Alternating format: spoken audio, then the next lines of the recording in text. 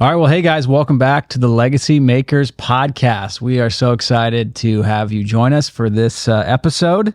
This is going to be a really cool, really relevant episode, I think, for all of us, including myself.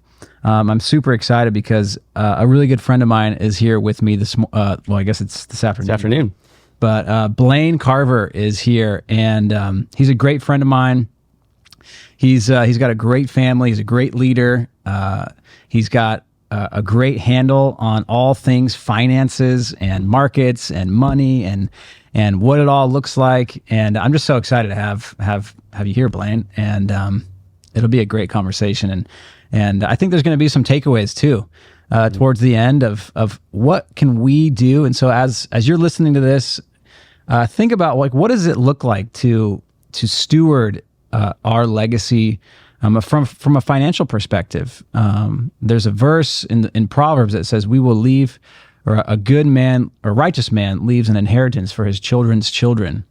Yeah. And I think there's a lot in there besides just the idea and the physicality of money, which Blaine is going to give us a great deep dive in.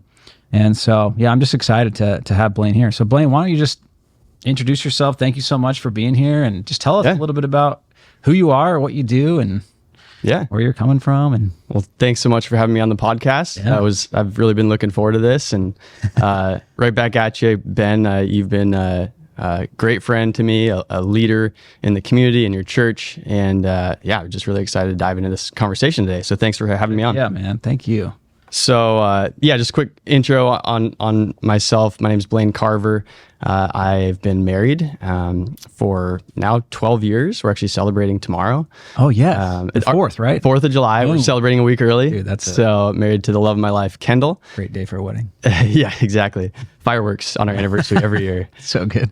We have 4 young children. Oldest is 6, youngest is about 15 months.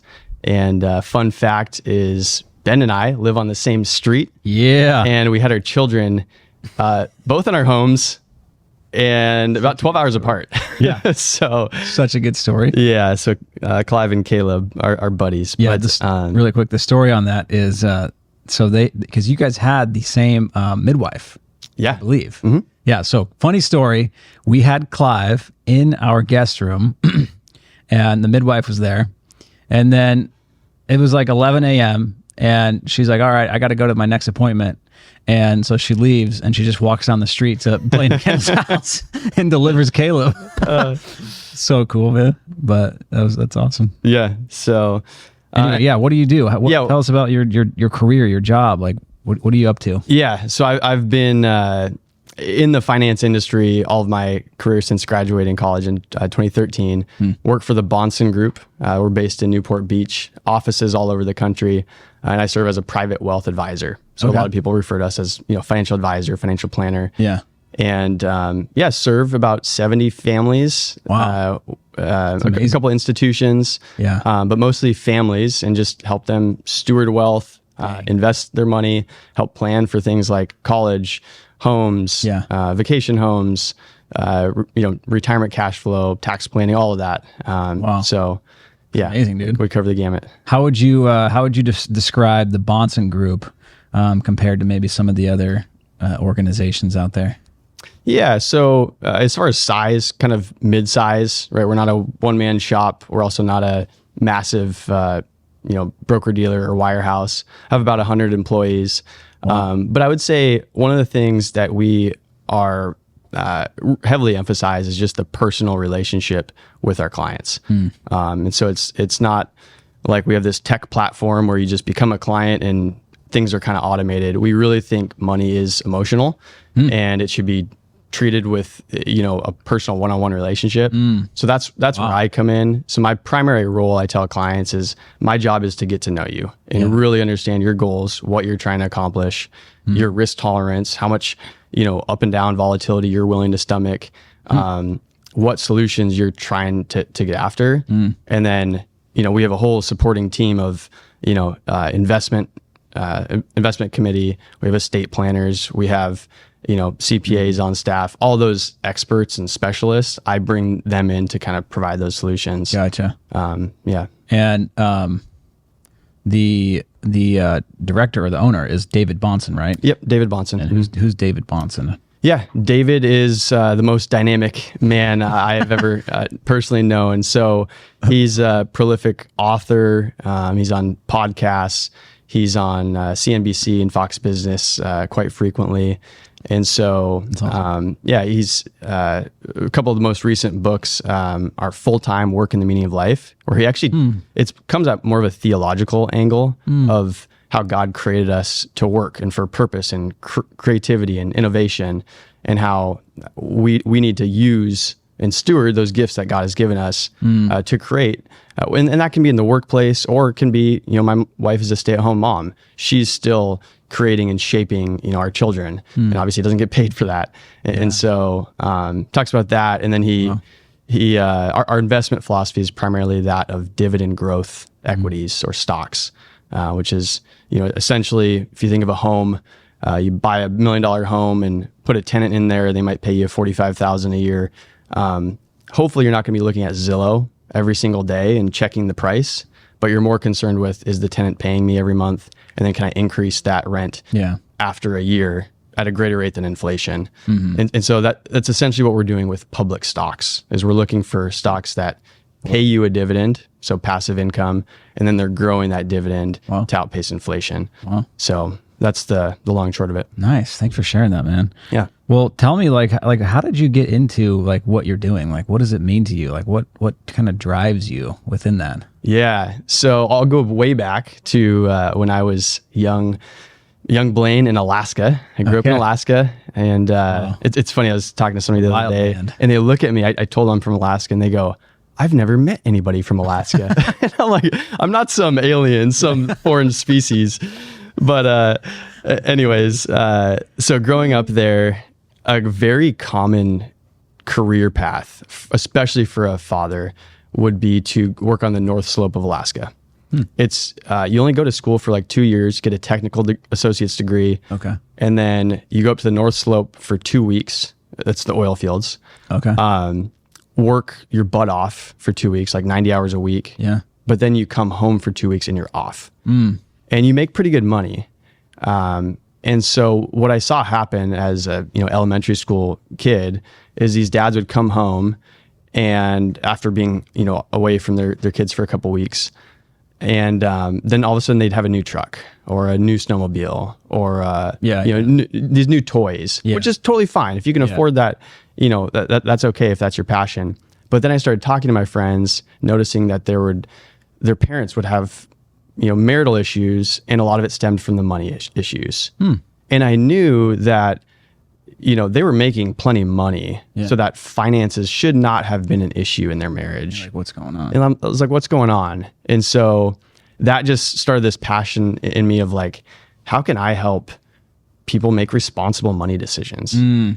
There's got to be a place for that. And then I learned this profession of financial advising, and became kind of enamored with the stock market and how 1,000 could turn into 2,000, 4,000, compound interest. So that's where it all started. And I've literally wanted to be an advisor since I was 16 years old. And so pursued that through college. And So what do you feel like when you're doing your job today? What kind of lights you up? What gets you excited about it? Even today? Yeah. So the biggest thing for me is the planning aspect. So many people are just kind of floating along through life, and they're just, they're putting a few percent away in their 401k.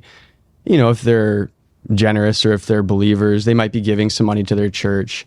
But there's very little intentionality behind it. It's kind of just, hey, we're going to do what we feel, and life's expensive. So we're going to kind of procrastinate some of the things that we maybe should be doing. But until you actually take the time, and sometimes it only takes a couple hours. It's not like this huge project, especially if you're hiring somebody like us. It's very little, load for the client. Yeah. But we take the time to intentionally just look at everything from cash flow to your balance sheet, your assets, your liabilities, your savings rates, growth rates, inflation rates, all those things. And we get to kind of just see where are you at? What is your current status? Gotcha. And then where are you trying to get to? So if the goal is to be more generous, then how can we get you there? Or if the goal is to retire by age 60, how do we get you there? And sometimes it's not realistic. Sometimes we look at the model and say, hey, that's maybe not realistic. So we need to think through some different goals or adjust some things. Yeah. But that initial planning, kind of just assessing where you currently are, it's critical to actually figuring out where you need to get to. Totally. And it leads to a lot of fun conversations like, okay, you said you hate your job, but it makes, gives you really good money. Have you ever considered getting a different job? And they say, oh, well, haven't really considered it because it's just not financially possible. Yeah. Sometimes it's as easy as saying, hey, let's run the numbers. And actually it is possible. Wow. And so, that's what's fun to me. Facilitating communication with family members has become something that's just come up a lot recently. Like between family members? Yeah, like a parent to a son or daughter, for example. I think it may stem, the reason why it's coming up more and more often, I think maybe because housing is just so expensive. And so there's a lot of talk of, hey, I'm making a couple $100,000 as a 30-year-old, but I still can't afford a home. And all of a sudden, mom and dad, who've accumulated over many, many decades, they say, okay, we're going to step in and help. Yeah. And so facilitating those conversations is super fun. And it's delicate, right? Because there's siblings involved.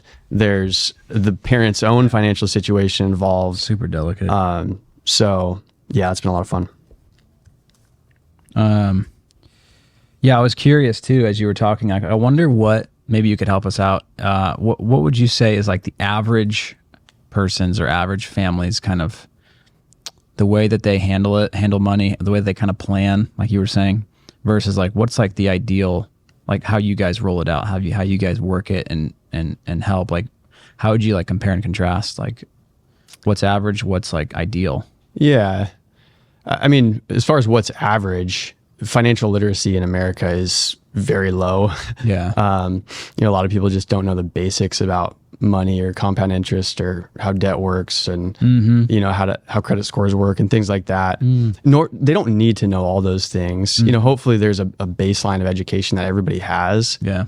But I think the easiest way to describe it is going, this isn't to knock on clients, but like going from chaos to order. Because people will come in with, unorganized statements, or they have accounts that they kind of forgot about, and they don't really know exactly how much they make or how much is going to taxes. And so we just try to make it easy by bundling all that up, doing all the heavy lifting, so clients don't have to do that. Yeah. And then just creating a clear picture. I think clarity is the big thing, is creating clarity for clients.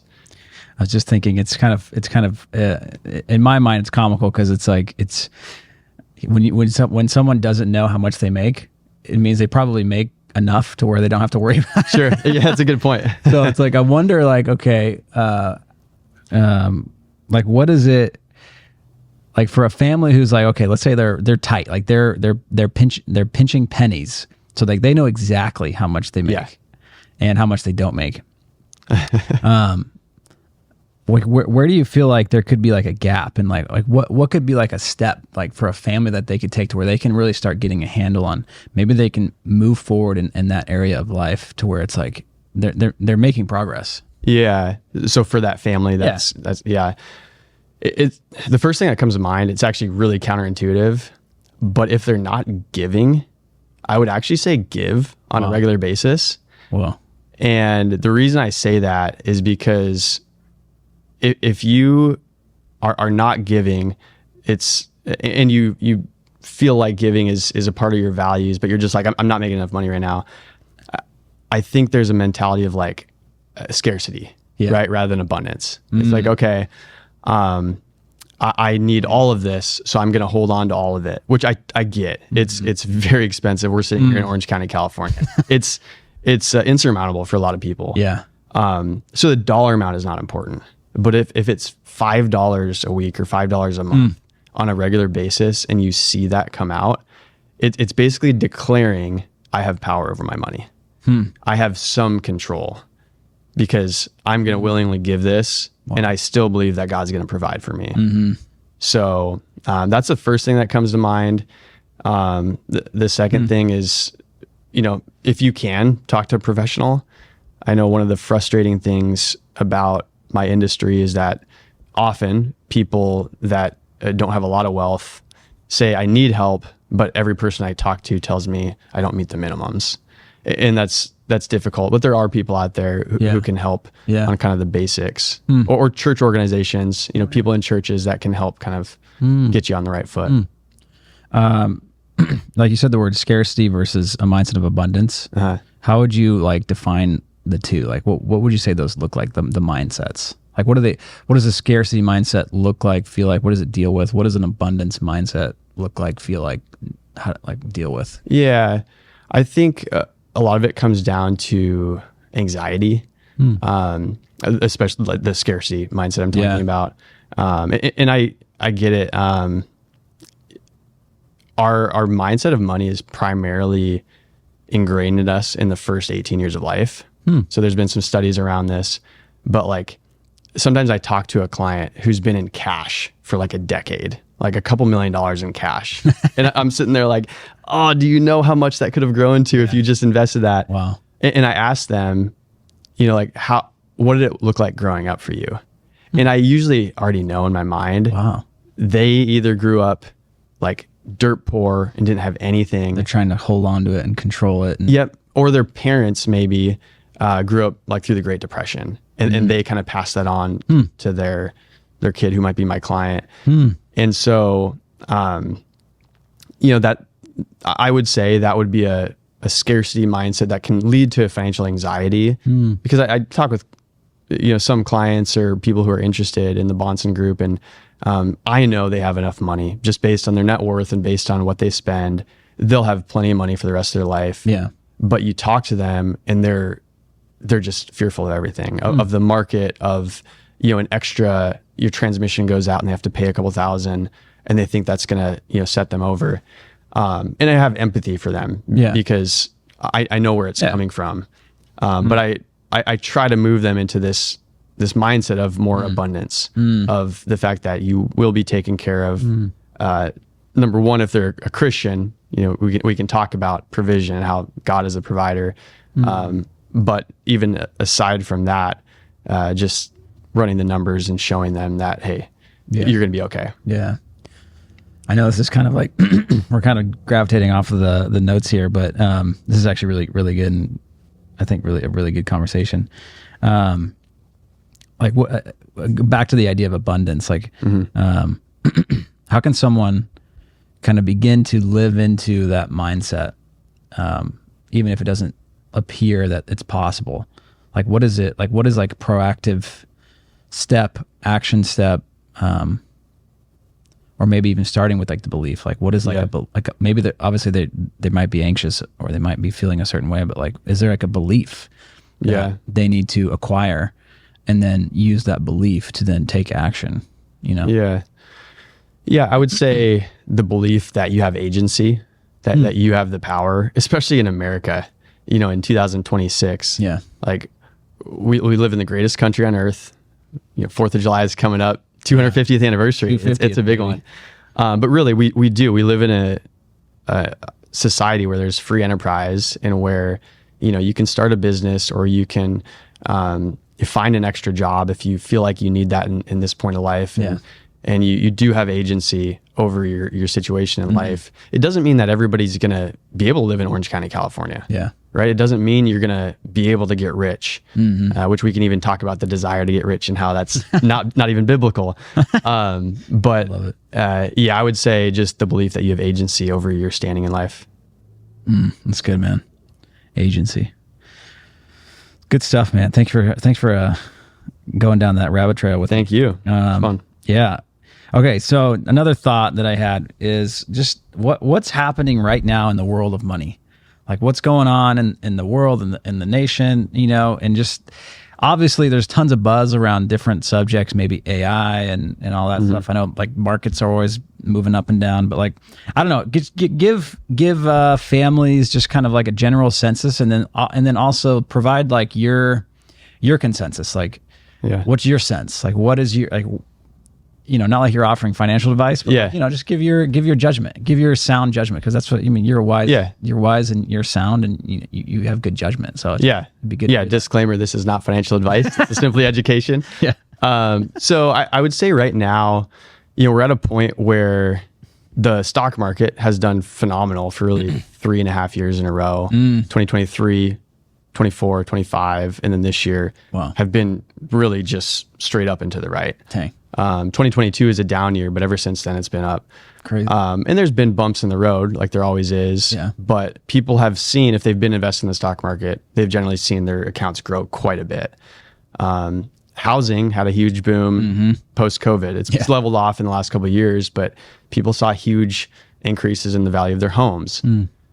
What a lot of economists are talking about right now is this K-shaped economy.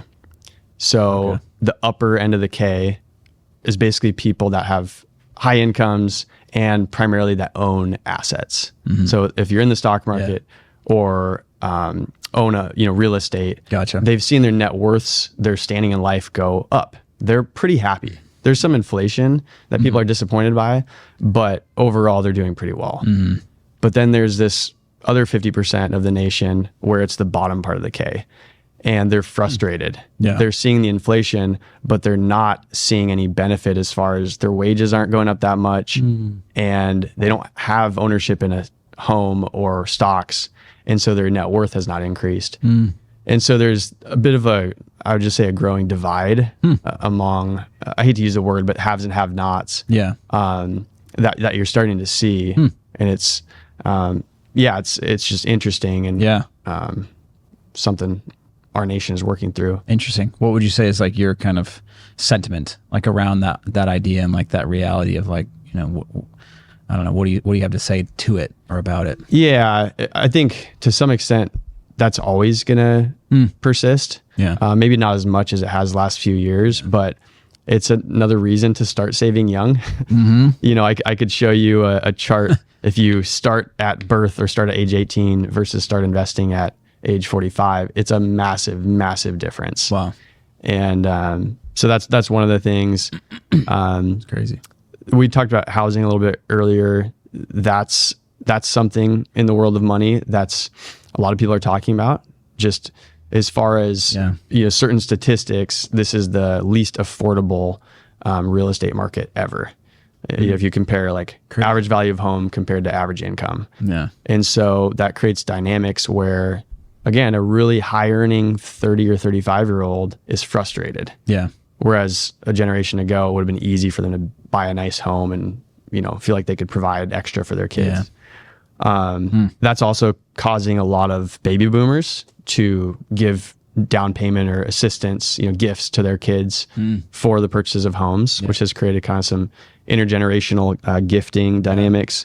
The last thing I'll say, we had the crypto boom in the last few years, and crypto's come down a lot recently. But recently the big boom in the stock market has been AI stocks. And what I've seen, and this is not talking about the merits of AI stocks or even the merits of crypto, but what I see is this desire to get rich quickly. Especially from young people who have access to, different apps, money apps on their phone, and they see these massive gains in certain stocks or in maybe crypto from time to time. And then they talk to their friends, and their friends like, I just bought my car with the crypto proceeds or the proceeds from XYZ stock. And hey, if you can find a good investment, by all means do it. But if your investment thesis is, I bought that because I think I can get rich quickly from that, then I would say we need to pause. And we need to talk about motivations, but also just the fact that hindsight is often the worst investor. So wow. Yeah, that's good, man. It kind of leads me into my next thought, as it relates to families, dads, every family is on this journey, but I'm curious, like what would you say defines success? Like, especially for a dad or the breadwinner, like what would you say defines success? Yeah. Now, are you talking in like a financial aspect, of a financial lens? Well, yes. Well, yes and no. What defines success? Yes, but also just like generally speaking, like what, more maybe off the topic of money, like what defines success? How would you define that? Like how could someone reframe their mind almost to where it's like the idea of having more money doesn't necessarily equal success. Yeah. You know what I'm saying? Yeah. There's this like quick little quip or quote, like your self-worth is not equal to your net worth, which is, it's helpful to like remind us of that because we get so comparison oriented in this culture. Yeah. My one word answer would be success is obedience. So obedience to whatever call God has placed on your life. That's good. Which is different. It's unique to all of us. Yeah. So, to take a kind of financial angle, I would say that, and I guess I would just go back to this vision that I have of like, I'll use a man as an example, but if you're a female listening to this, you can use a woman. Yeah. But like this vision of this man who wakes up and he's grateful and he is going to head to work knowing that he's utilizing his passions, his intellect, his, relationships, everything that God has given him, his talent to go serve in the marketplace or in the church or in the hospital, whatever, wherever God has called that person. And so they're serving. And again, financially speaking, from a spending perspective, they're aware of what they're spending, but not obsessed with it. They're not agonizing over every single purchase, but they're aware. They're saving diligently. That's very biblical. And they're giving on a regular basis, and they're giving with a generous, with a joyful attitude. Yeah. And so, and that person then comes home and is a present father and is a present intentional husband.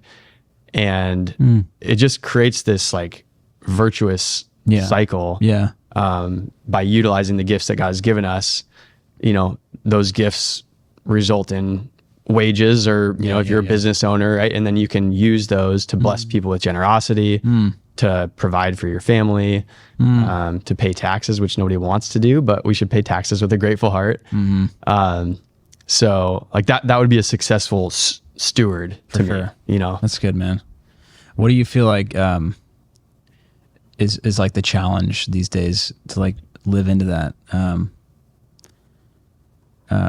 or maybe the discouragement to be obedient, or like to trade the idea of success as just a monetary value versus like success as just obedience, especially for people who might be struggling with anxiety around their finances. Like how can you, like, what would you say to encourage someone to just be obedient, be diligent?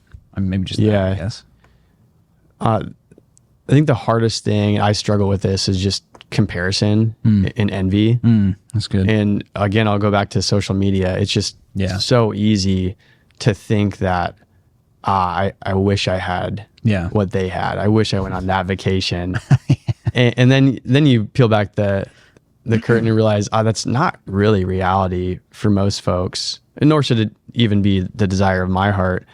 But I would say the biggest thing is just sitting alone with God, opening the Word, and just reminding yourself of your identity in God.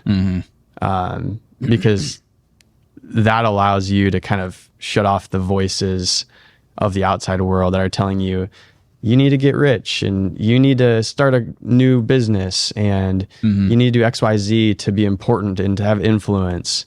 And I struggle with it. I have to remind myself of that every single day. Yeah. Yeah. Especially in the world that I work. Yeah. Right. There's a lot of money, and we're in Newport Beach, California. And there's a certain lifestyle that sometimes tempts us. So. Yeah. That's good, man. Thanks for sharing that. Thanks for your honesty, man. That's so good. Okay.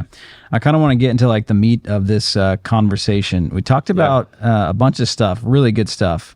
And now I kind of want to go into just the idea of like, what does it mean to have a value-based money management system and maybe some of the frameworks around that. Like what would you say is a value-based? How do you manage money with values? Like how do you do that? Yeah, that's a really good question. I would say, so I sometimes use this, but it's basically a Venn diagram of like on one side is values and the other side is your capital, mostly financial capital. Yeah. And like the only way to properly do financial planning, I think, is in the middle, right? Where those two circles intersect. Yeah. And so many people kind of say, oh, my money is one thing and I'm just going to give my money to some random manager and I'm going to pick the one who's going to give me the best return. But then it never interacts with their life and like what's the purpose of the money? Is it just to double in value? Well, that's kind of meaningless to me. So how does that intersect with like what we're actually trying to accomplish in life? What are our values? So, and just to tell you like a personal story, I remember when I came down to Orange County 4.5 years ago, one of Kendall's friends kind of asked me like, so is your job just to make rich people more rich? And it was an innocent question. Yeah. But I was like, oh, it kind of, stuck my heart. Like if it is, then I don't want to be in it. Yeah. And so it made me kind of think about, why I'm doing what I'm doing. Wow. But yeah, as far as like value-based, money management, it's honestly, the first step would be doing exactly what you guys at Legacymakers are doing, is understanding what are my values. What are my values? Yeah, absolutely. And what have I passed or what have I inherited as far as values and strengths and weaknesses from my parents and grandparents? What are my values? What is our family mission? Only once you have an understanding there, I think that makes the money become more meaningful. It's so good. I love that. Well, yeah. What frameworks do you use? Like either in your work or in your own personal life, in your family? Like what is a framework that a family can implement? If let's say they have their values, they've done some real work to identify and discover like what really matters to them. How do they actually go about living out and matching, for lack of a better term, matching or aligning how they're using money with what they value? Yeah, that's a framework for that. It's a great question. The first thing I would say is if you think of a pie chart, I'll use the live, give, owe, grow framework. So wait, what was it? Live, give, owe, and grow. It's got to be something catchy to remember. Yeah. And so what it means is of your total household income, gross income, that's the pie chart. And your money can only possibly go in 5 different ways. Okay. There's only 5 different places it can go. It can go to your lifestyle. Okay. So that's the live part. Yep. For most people, that's a good chunk of the pie chart. Yep. So let's say it's half of the pie chart. That goes to anything from cars to vacations to insurance and food, all that. Okay. The give is, giving to charity or maybe giving to family members.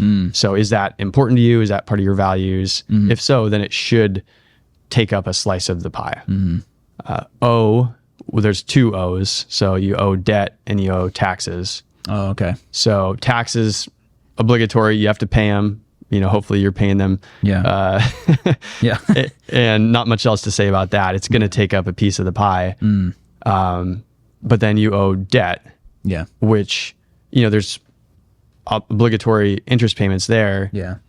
So sometimes you can't avoid that. Like maybe it's a mortgage and it's a reasonable house. There's nothing that you necessarily need to change there. But maybe you look at that debt piece of the pie and say, you know what? I probably don't need that fancy of a car. Maybe we can, somehow manage that in a better way.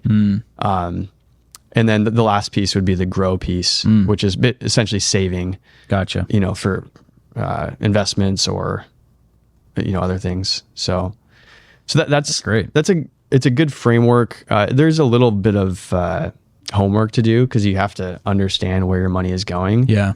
But it's helpful because it's a visual of I said my values were XYZ. but this is what my pie chart looks like. Yeah. Is it aligned? Yeah. That's good, man. So that's the first one. The second one I use is more in talking about estate planning and with like parents or grandparents who are thinking about, hey, what is life going to look like when I'm starting to shift assets to my kids, whether it's in life or at death. Yeah. And if you just, draw a triangle or a house, basically, most people think like, oh, I'm going to give an inheritance to my kids. They think of money. Yeah. Like if I asked you, hey, Ben, are you going to give an inheritance to your kids? What comes to mind? Money. Yeah. Yeah. Most people think about, money are they getting? Yeah. A dollar amount in their accounts. Yeah.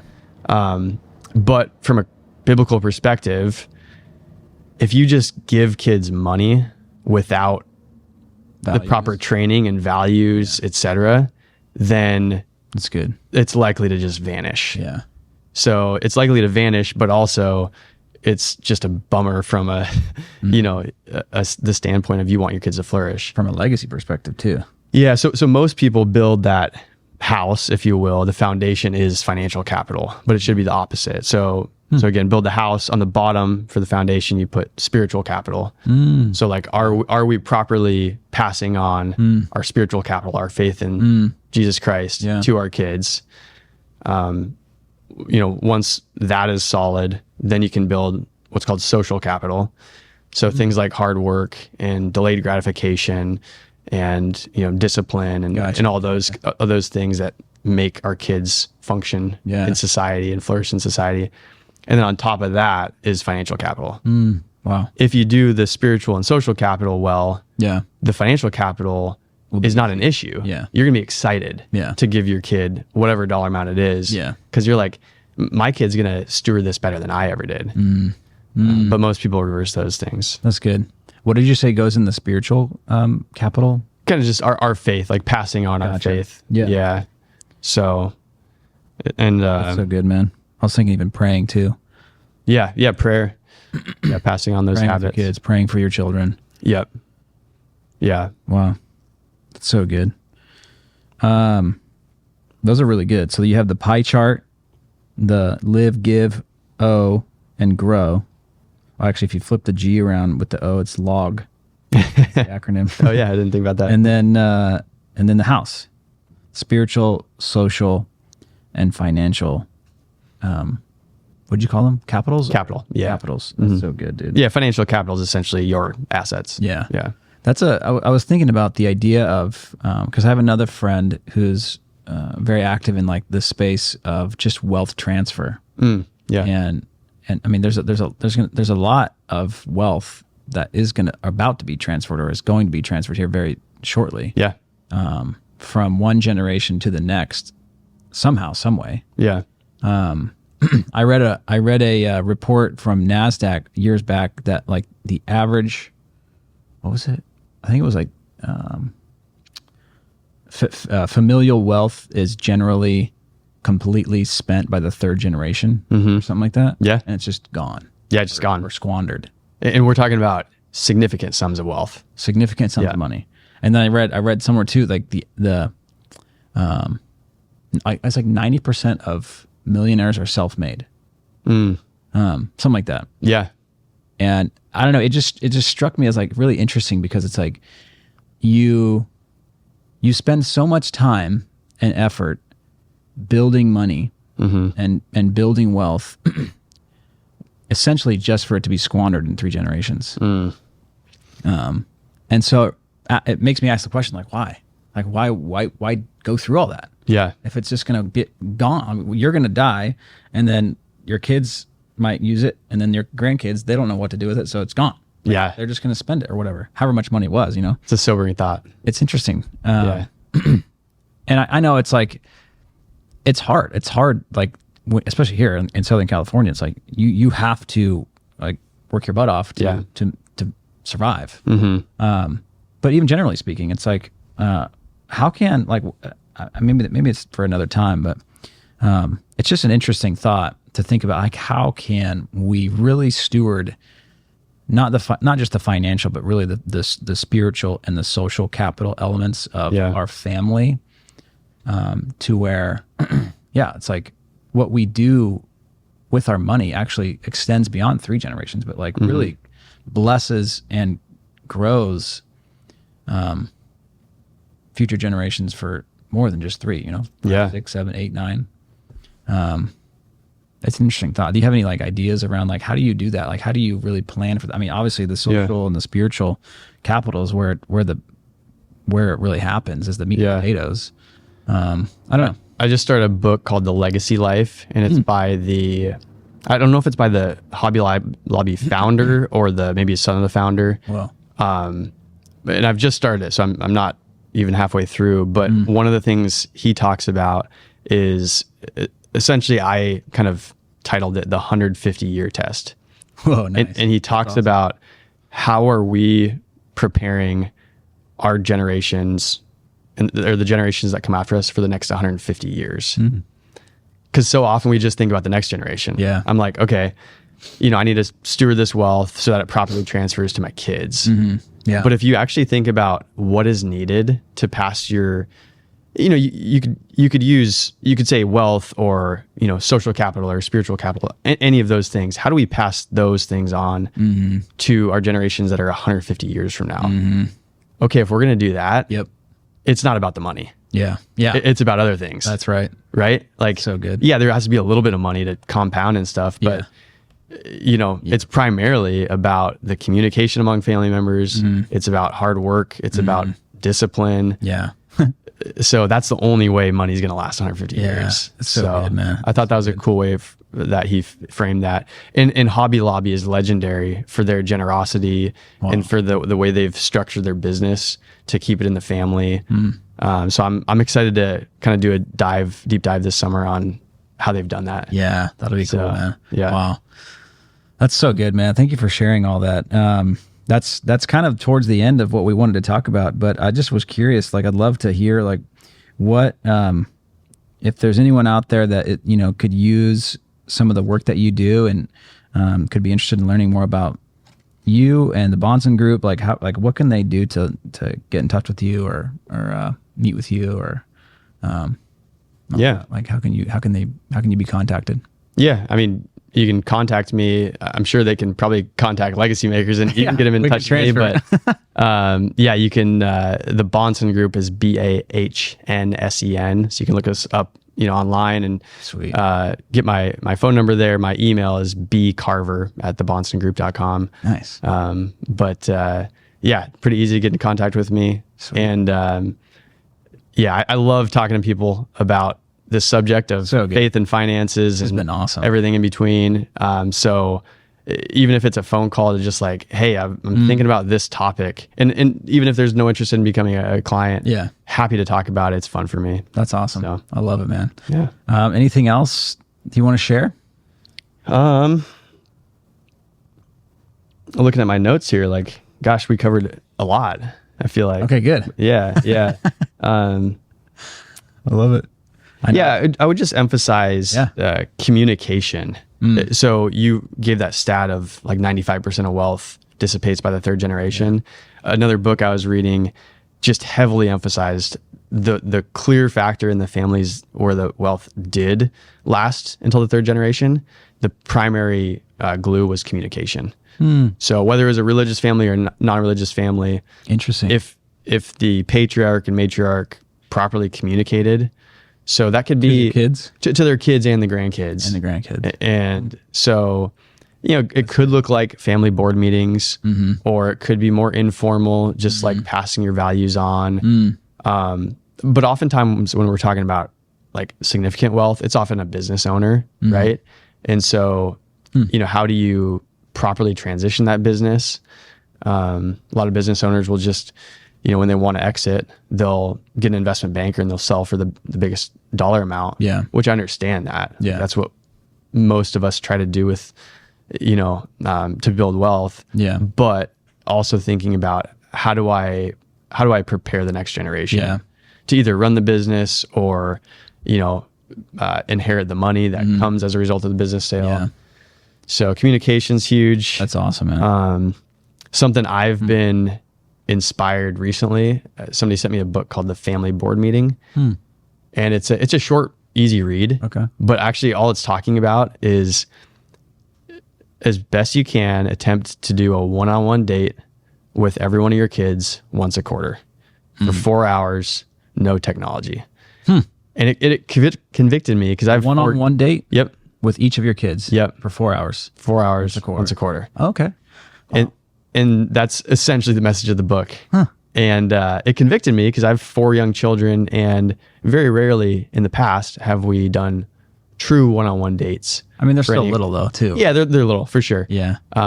But it made me think, gosh, how cool would that be if my kid, when they're 18, they can look back on the last 12 or 15 years of their life and say, my dad spent 4 hours with me every single quarter. Yeah. Looked me in the eye. We shared a meal together. We did something fun. There wasn't a phone out, and we just were intentional. Yeah. And we that'd be super, super powerful. So Absolutely. that's a challenge to myself. Same here, man. Same here. So I used to be all about doing daddy dates, and it was like I was trying to get all kids every month. Yeah. And it's just the more kids you have, the harder it gets. Exactly. So the quarterly strategy actually could work really well for us. I need to consider that one. Yeah. That's so good, man. Yeah, I just had a thought too on the idea of legacy and thinking about creating fiscally, financially, like the legacy for 150 years, not just 3 generations, but 150 years, which is probably closer to like 7 or 8 generations potentially, I think. And then 300 years is like 12 generations. So anyway, it's I hear it a lot, even in what we do and what Legacymakers does. It's like, the idea of legacy is very far removed, just mentally, from just what is happening right now. Yeah. What's happening today. Like, I got to get my kids to school. I got to go to this meeting. I got to get I got to get them sports. And it's like, the idea of legacy is just like way out there that it's not even relevant. It's like, doesn't even matter. And so I just I want to affirm what you said and just reiterate that, like, it matters. And it doesn't matter, like, the money that you make, right? And how much you make isn't as important as like the spiritual and the social capital that you invest and build into your kids. Yeah. 'Cause that's what's going to last. That's what's gonna, like, set them up set your kids and your kids and your kids' kids and your kids' kids' kids' kids, Yeah. for a long time. Absolutely. You teach them how to do that, right? Yeah. Yeah. It's good. And I love the vision that Legacymakers has always kind of thrown out there of, I believe you've talked about like a surfer who goes out on the beach and, they're surfing and they're not really paying attention. And all of a sudden they kind of look up and they're like, wait a minute, where did I put my stuff? Yeah. Yeah. And they're a half mile, down the shore. Just drifted off. And that's what happens in our lives, in our family lives, in our financial lives. Like, we all are prone to that, me included. Yeah. And so how do we become more intentional people? How do we live lives where, we're aligning what we say and what we say about our faith or about our families or about our finances? How do we align? So good, man. Good stuff, Blaine. Hey, thank you so much for joining me and joining the Legacymakers podcast. Appreciate you. Thanks for your time. Yeah, thanks for all the prep and the great questions. Of course, man. Yeah. All right, guys. Well, thank you again for listening in, and we will see you next time.